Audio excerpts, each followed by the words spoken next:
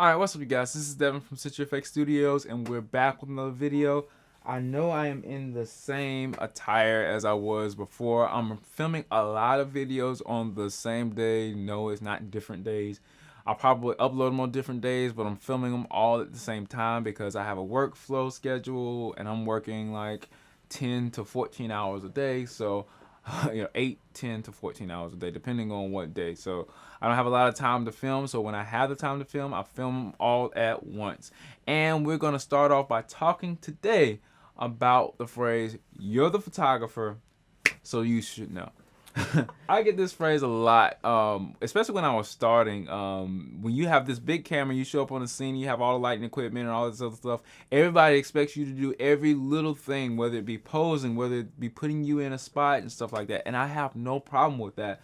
But a lot of times you like to ask the person or the client or the subject, what's your best side? What do you like to do? You try to get a feel for them. What do they want? What are their ideas? What attires do they have and stuff like that? You want to make sure that both of you are on the same accord about what you want the thing or the picture to look like. You need to have a client that's on the same page as you, because a lot of times when you do things that you know is great and ISO is clean and your exposure is clean and you have a high quality image and you put all this time into doing light ratios and being in the studio or being outside studying the light, daytime hour towards twilight hour, all this other stuff you studied for your camera, your equipment, all this other stuff.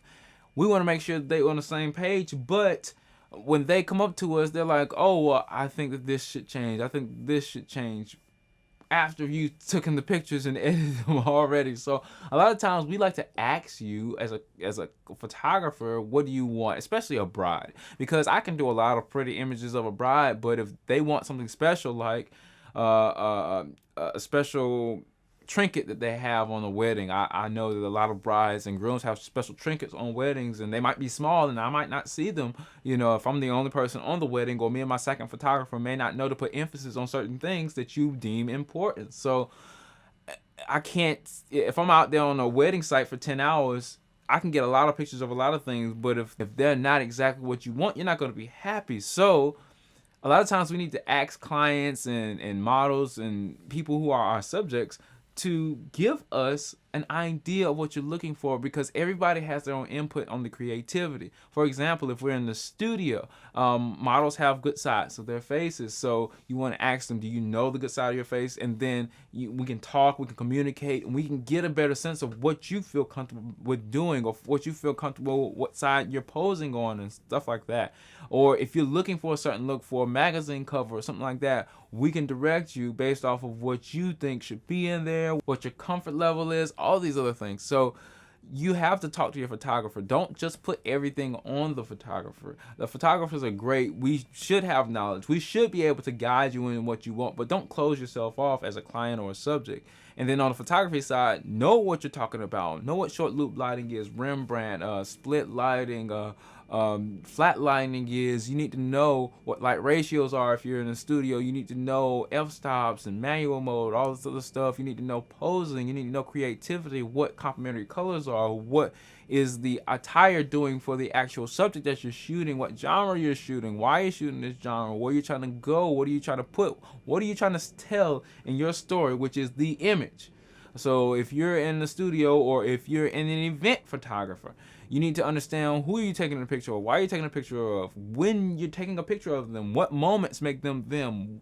Is it something special about them? Why do they laugh? How do they laugh? What do they like to do? What do they like to see in their images? What attracted you as a photographer in the first place to them, and how do you amplify that for their project? And things of that nature. Or if you're a sports photographer, who is the winning team? Why are they the winning team? What are you taking a picture of? Know as a photographer what you're doing and why you're doing it. But at the same time, you should be able to contact your client and be on one accord to know exactly what they want, how they want it, and what direction you both are going in, because you're not the only person making this product as a photographer. You also have a client, subject, or person you're taking a picture of, and they have a say too.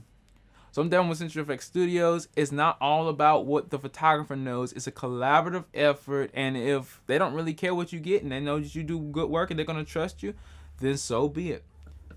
Sorry about that loud noise outside. Some loud music. But with all that being said, I'm done with CenturyFX Studios, and stay tuned for the next video.